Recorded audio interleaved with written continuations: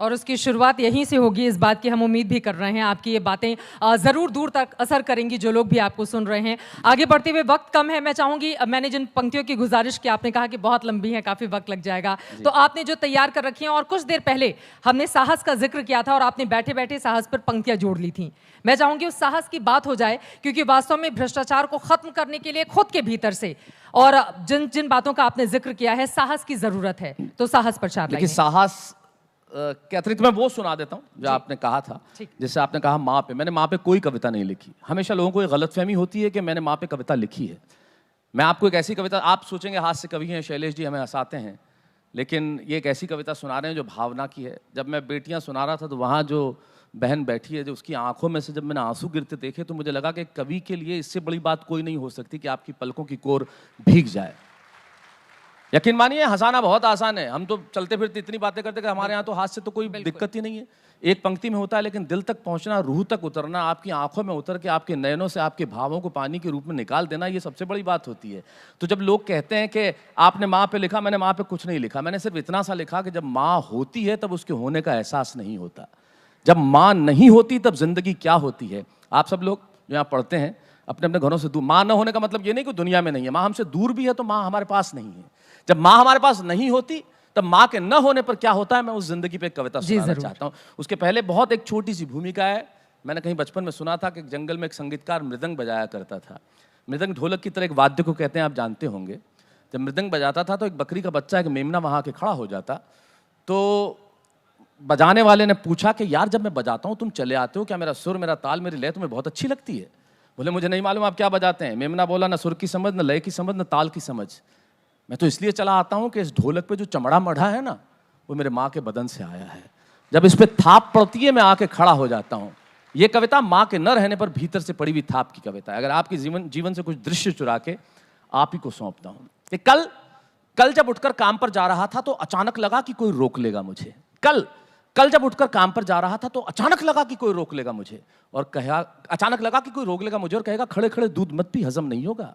मुझे लगा कोई कहेगा खड़े खड़े दूध मत पी, हजम नहीं होगा, 2 घड़ी सांस ले ले, अरे इतनी ठंड और कोट भूल गया, इसे भी अपने पास ले ले। मन में सोचा माँ रसोई से बोली होंगी जिसके हाथों में सना आटा होगा।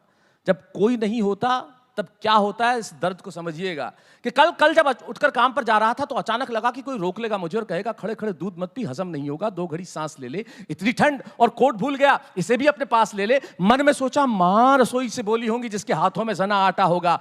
पलट के देखा तो क्या मालूम था कि वहां सिर्फ सन्नाटा होगा। पलट के देखा तो क्या मालूम था कि वहां सिर्फ सन्नाटा होगा।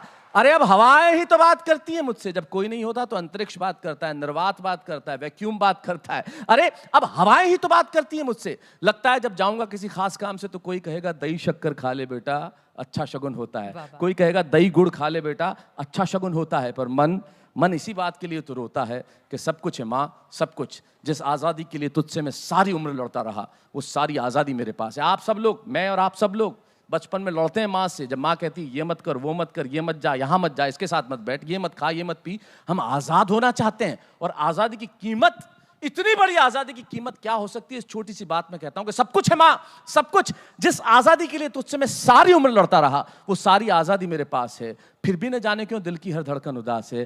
कहता था ना तुझसे मैं वही करूंगा जो मेरे जी में आएगा। आज मैं वही सब कुछ करता हूं जो मेरे जी में आता है। बात ये नहीं है कि मैं जो चाहूं कर लूं, मुझे कोई रोकने वाला नहीं है। बात है तो इतनी सी, सुबह देर से उठूं ना तो कोई टोकने वाला नहीं है।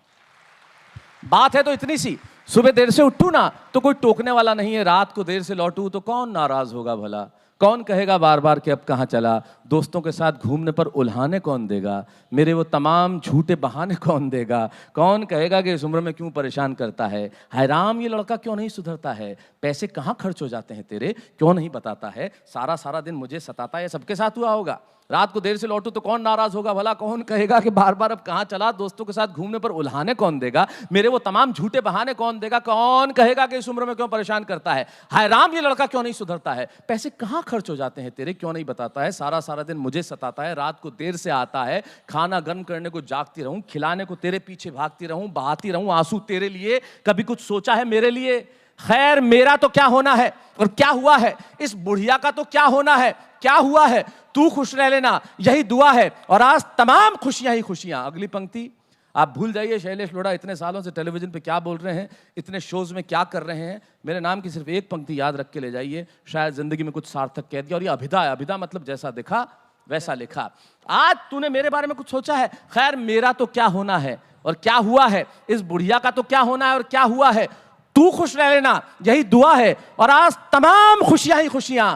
गम ये नहीं है कि कोई ये सब खुशियां बांटने वाला होता, पर कोई तो होता जो गलतियों पे डांटने वाला होता, पर कोई तो होता जो गलतियों पे डांटने वाला होता। और अंतिम पंक्तियां, तू होती ना तो हाथ फेरती सर पर, हल्के से सर दबाती, परीक्षा से आती खाना खिलाती, पिता की डांट का डर दिखाती, फिर पापा की डांट से तू ही बचाती। ये तरक्की करे दुआओं में हाथ उठाती, इसे नौकरी मिल जाए दुआओं में हाथ उठाती, और तरक्की के लिए घर छोड़ देगा, ये सुन के दरवाजे के पीछे चुपके चुपके आंसू बहाती। सब कुछ है माँ, सब कुछ, आज तरक्की की हर रेखा तेरे बेटों को छू के जाती है, पर माँ हमें तेरी बहुत याद आती है, माँ हमें तेरी बहुत याद आती है। शानदार, बहुत खूब।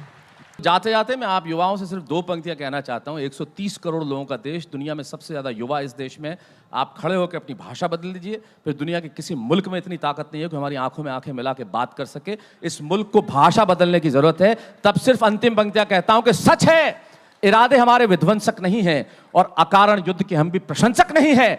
अहिंसा के पुजारी हैं हम, लेकिन सुन ले दुनिया, अहिंसक हैं हम, नपुंसक नहीं हैं।